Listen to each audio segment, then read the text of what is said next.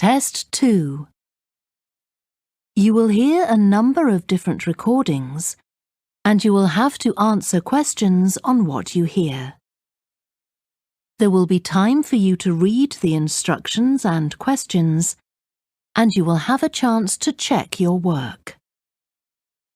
All the recordings will be played once only. The test is in 4 sections. At the end of the test, you will be given 10 minutes to transfer your answers to an answer sheet. Now turn to Section 1.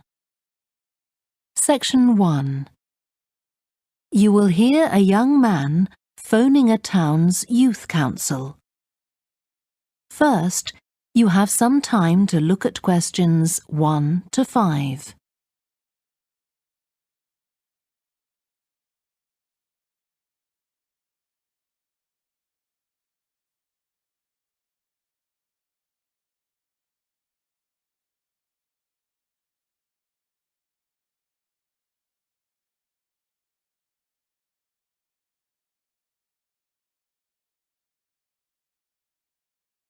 You will see that there is an example that has been done for you. On this occasion only, the conversation relating to this will be played first. Good morning, Youth Council. Caroline speaking. Oh, hello. I'm interested in standing for election to the Youth Council, and I was told to give you a call. That's good. Could I have your name, please? Yes, it's Roger Brown. Thank you. The young man's name is Roger Brown, so Brown has been written in the space. Now we shall begin. You should answer the questions as you listen, because you will not hear the recording a second time. Listen carefully and answer questions 1 to 5. Good morning, Youth Council. Caroline speaking. Oh, hello. I'm interested in standing for election to the Youth Council, and I was told to give you a call. That's good. Could I have your name, please? Yes, it's Roger Brown. Thank you. I'm Caroline, the Youth Council Administrator. So, do you know much about what the council does, Roger? I've talked to Stephanie. I think she's the chair of the council. That's right. And she told me a lot about it. How it's a way for young people to discuss local issues, for example, and make suggestions to the town council. That's what made me interested. Fine. Well, let me take down some of your details. First of all, how old are you? You know the council is for young people aged from 13 to 18. I've just turned 18. And where do you live, Roger? Well, that's a bit complicated. At the moment, I'm looking for a flat to rent here, so I'm in a hostel from Monday to Friday. I go back to my parents' place at the weekend. OK, so where's the best place to send you some information about the council? Oh, to my parents' address, please. That's 17 Buckley Street, Buckleigh Street, Stamford, Lincolnshire. Though you don't really need the county. Oh, I know Stamford. It's a lovely town. And what's the postcode? PE9 7QT. Right, thank you. So are you working here or are you a student? I started studying at the university a couple of weeks ago, and I've got a part-time job for a few hours a week. What do you do? Well, I've done several different things. I've just finished a short-term contract as a courier, and now I'm working as a waiter in one of the big hotels. Uh-huh. That can't leave you much time for studying. Oh, it's not too bad. I managed to fit it all in. What are you studying? My ambition is to go into Parliament eventually, so my major subject is politics. That's partly why I think the Youth Council is important and want to be a part of it. And I suppose you're also taking a minor subject, aren't you? I know a lot of people study economics too. I chose history. To be honest, I'm not finding it as interesting as I expected. Before you hear the rest of the phone call, you have some time to look at questions 6 to 10.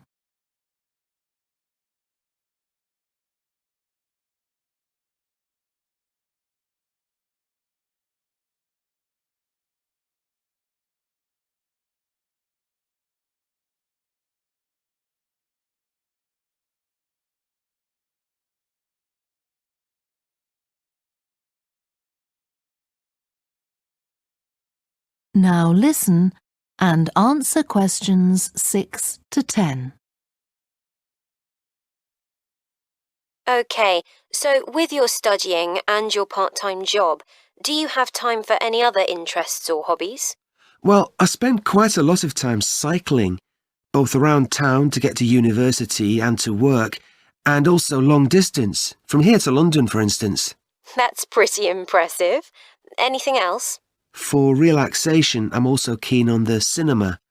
I used to go at least once a week, but I can't manage to go so often now. Right. Are you sure you'll have enough time for the Youth Council? Yes, I've worked out that I can afford to reduce my hours at work, and that will make the time. So is there any particular aspect of the Youth Council's work that appeals to you, Roger? Well, my sister is blind, so I'm particularly interested in working with disabled young people to try and improve the quality of their lives. That's great. Well, the best way to get involved is to be nominated by some people who you know. Right. Can you tell me how to set about organising that? You should talk to Jeffrey, our elections officer. I can arrange a meeting in the council office with him, if you like. Yes, please. He'll be here next Monday, if that suits you. That's the 14th, isn't it? Yes. I can manage late afternoon. Would you like to suggest a time? He generally leaves around 5:30. Well, would 4:30 be okay? My last class finishes at 4, so I'd have plenty of time to get to your office. Right, that's fine. Oh, and could I have a phone number we can contact you on? Yes, my mobile number's 07788 136711. Thank you. Well, we'll look forward to seeing you next week. Thanks very much. Goodbye. Bye. That is the end of section 1. You now have half a minute to check your answers.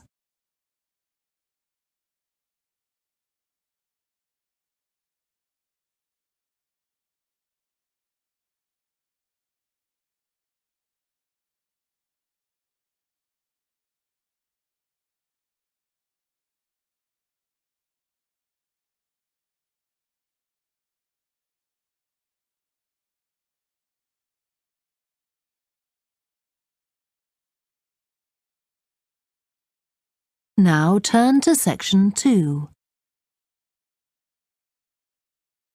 Section 2.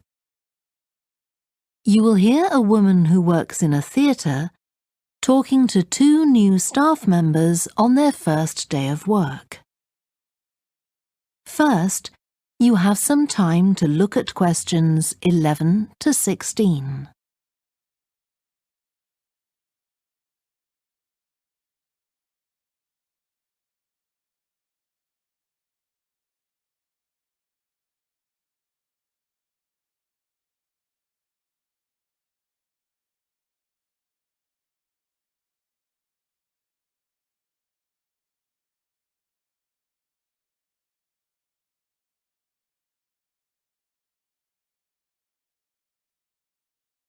Now listen carefully and answer questions 11 to 16. Hi, great to see you.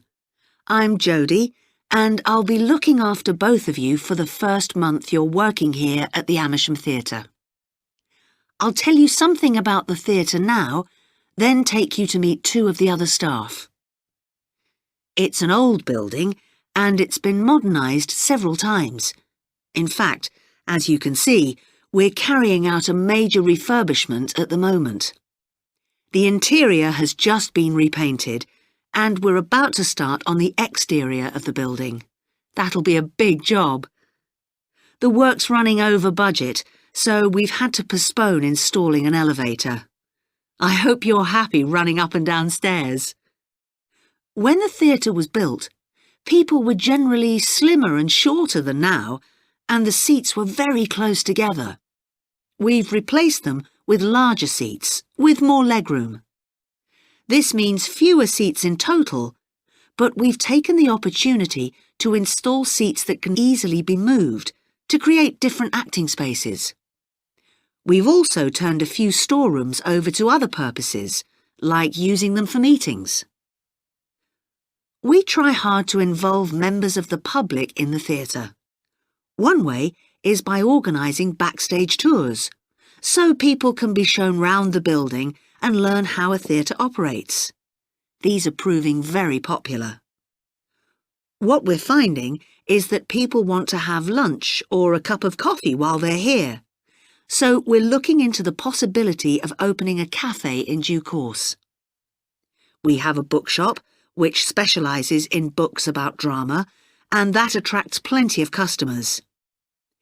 Then there are 2 large rooms that will be decorated next month, and they'll be available for hire, for conferences and private functions, such as parties. We're also considering hiring out costumes to amateur drama clubs. Now I want to tell you about our workshops. We recently started a programme of workshops that anyone can join. Eventually, we intend to run courses in acting, but we're waiting until we've got the right people in place as trainers. That's proving more difficult than we'd expected. There's a big demand to learn about the technical side of putting on a production, and our lighting workshop has already started with great success. We're going to start one on sound next month. A number of people have inquired about workshops on makeup, and that's something we're considering for the future. A surprise success is the workshop on making puppets. We happen to have someone working here who does it as a hobby, and she offered to run a workshop. It was so popular, we're now running them every month. Before you hear the rest of the talk, you have some time to look at questions 17 to 20.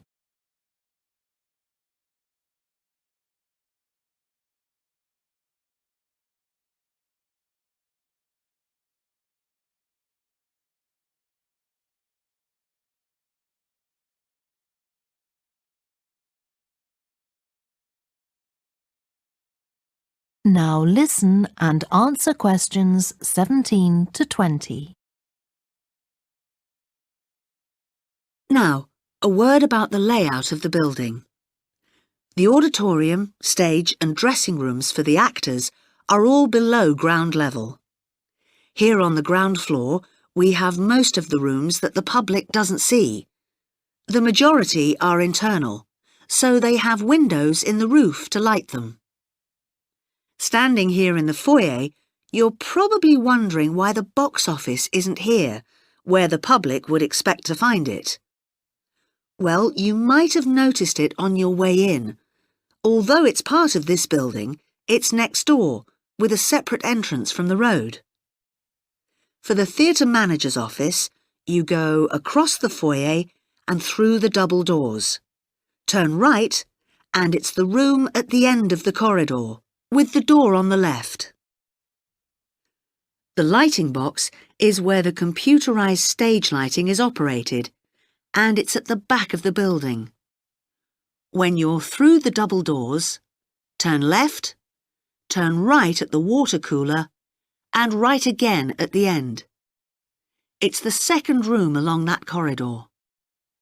The lighting box has a window into the auditorium, which of course is below us. The artistic director's office is through the double doors, turn right, and it's the first room you come to on the right-hand side.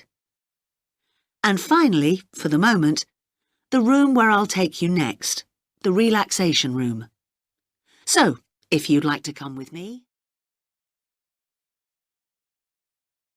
That is the end of section 2. You now have half a minute to check your answers.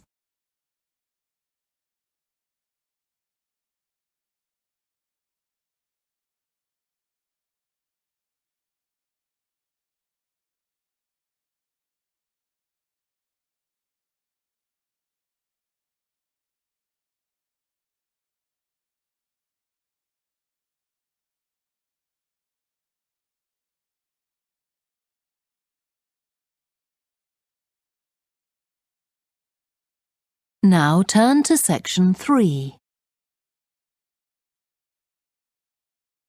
Section 3. You will hear two biology students called Helen and Colin talking about the report they are writing on their recent field trip to a seaside area called Rocky Bay. First, you have some time to look at questions 21 to 26.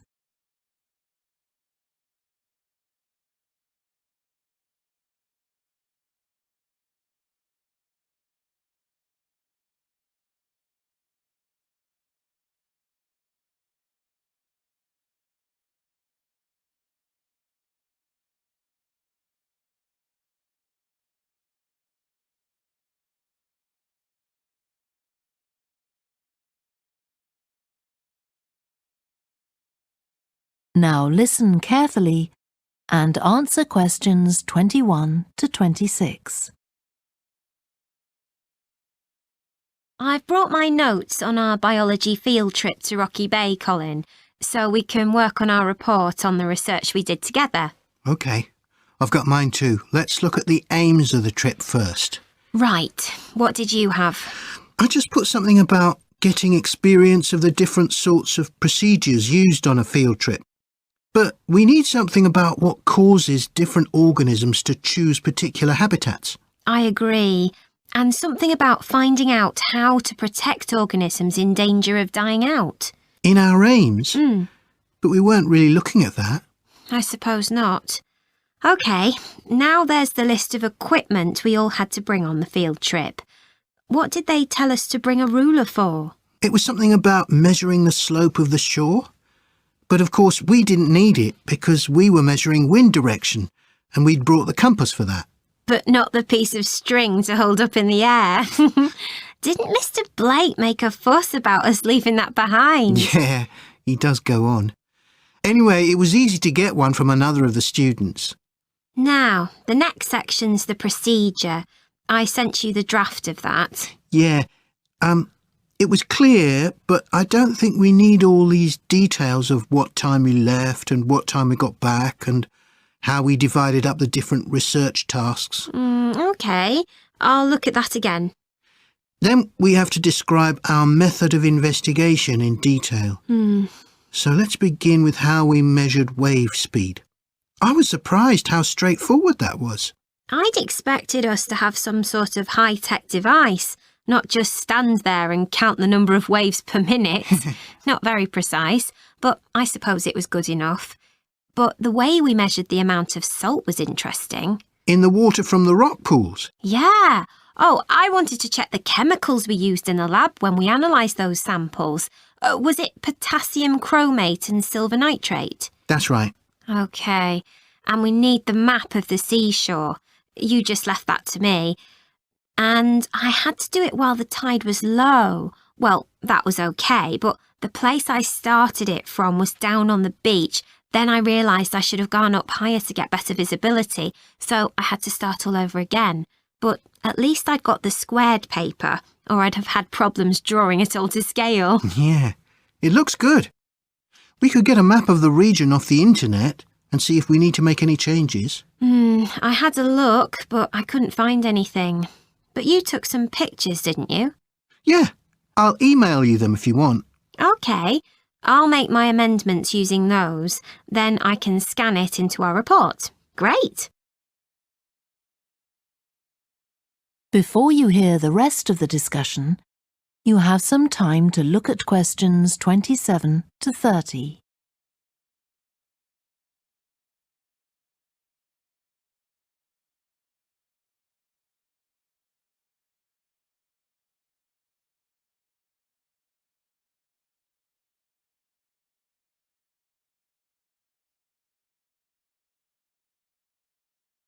Now listen and answer questions 27 to 30.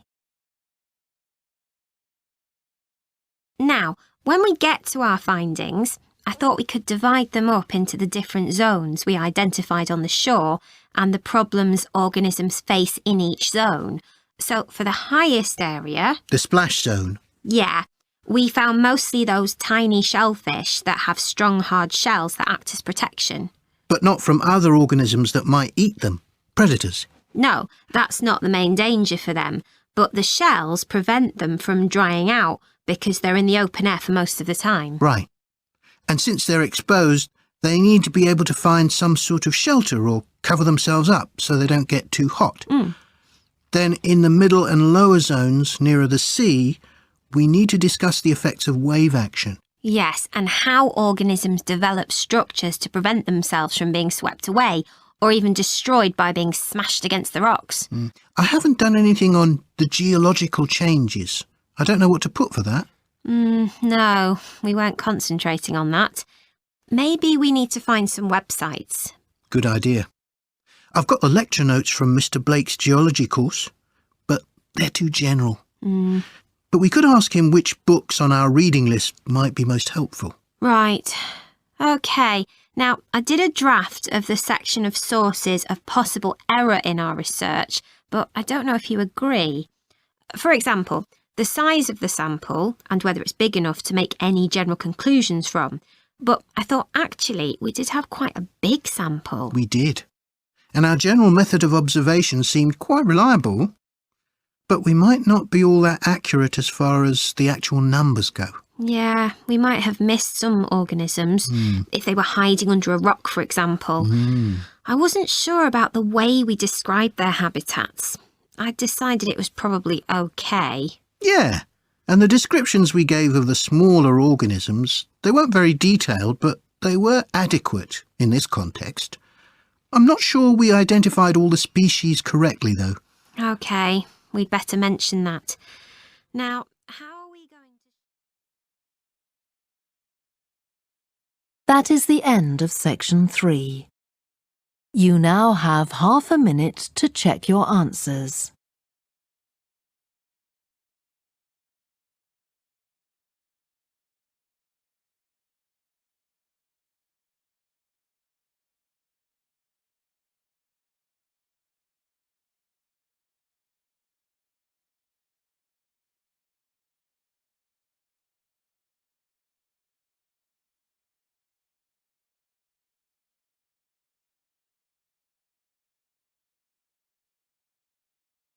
Now turn to section 4. Section 4. You will hear part of a lecture to students of architecture about the design of a public building. First, you have some time to look at questions 31 to 40.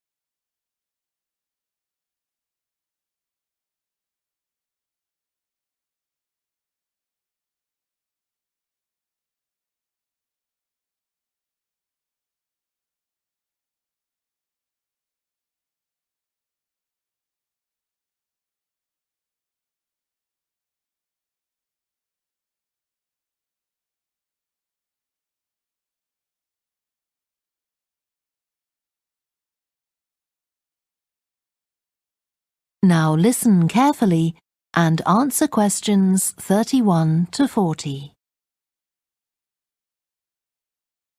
We've been discussing the factors the architect has to consider when designing domestic buildings. I'm going to move on now to consider the design of public buildings, and I'll illustrate this by referring to the new Taylor Concert Hall that's recently been completed here in the city. So, as with a domestic building, when designing a public building, an architect needs to consider the function of the building. For example, is it to be used primarily for entertainment, or for education, or for administration? The second thing the architect needs to think about is the context of the building. This includes its physical location, obviously, but it also includes the social meaning of the building, how it relates to the people it's built for. And finally, for important public buildings, the architect may also be looking for a central symbolic idea on which to base the design, a sort of metaphor for the building and the way in which it is used. Let's look at the new Taylor Concert Hall in relation to these ideas. The location chosen was a site in a run-down district that has been ignored in previous redevelopment plans. It was occupied by a factory that has been empty for some years. The whole area was some distance from the high-rise office blocks of the central business district and shopping centre, but it was only 1 kilometre from the ring road. The site itself was bordered to the north by a canal, which had once been used by boats bringing in raw materials when the area was used for manufacturing. The architect chosen for the project was Tom Harrison. He found the main design challenge was the location of the site in an area that had no neighbouring buildings of any importance. To reflect the fact that the significance of the building in this quite run-down location was as yet unknown, he decided to create a building centred around the idea of a mystery, something whose meaning still has to be discovered. So, how was this reflected in the design of the building? Well, Harrison decided to create pedestrian access to the building and to make use of the presence of water on the site. As people approach the entrance, they therefore have to cross over a bridge. He wanted to give people a feeling of suspense as they see the building first from a distance and then close up. And the initial impression he wanted to create from the shape of the building as a whole was that of a box. The first side that people see, the southern wall, is just a high, flat wall uninterrupted by any windows. This might sound off-putting, but it supports Harrison's concept of the building, that the person approaching is intrigued and wonders what will be inside. And this flat wall also has another purpose. At night time, projectors are switched on and it functions as a huge screen onto which images are projected.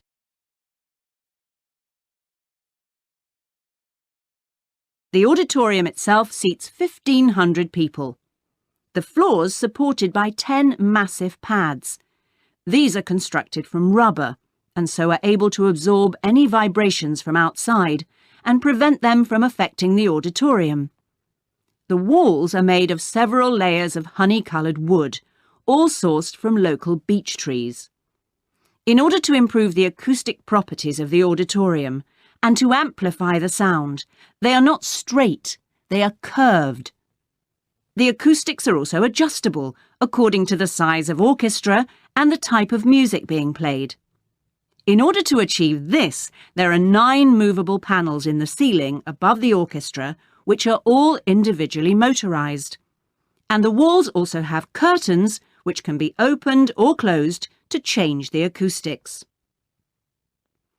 The reaction of the public to the new building has generally been positive. However, the evaluation of some critics has been less enthusiastic. In spite of Harrison's efforts to use local materials, they criticise the style of the design as being international rather than local, and say it doesn't reflect features of the landscape or society for which it is built. That is the end of section 4. You now have half a minute to check your answers.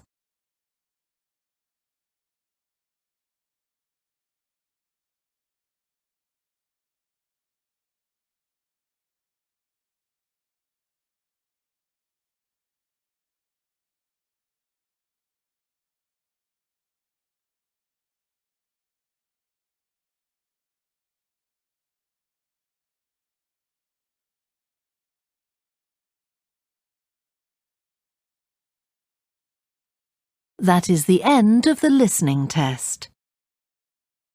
You now have 10 minutes to transfer your answers to the answer sheet.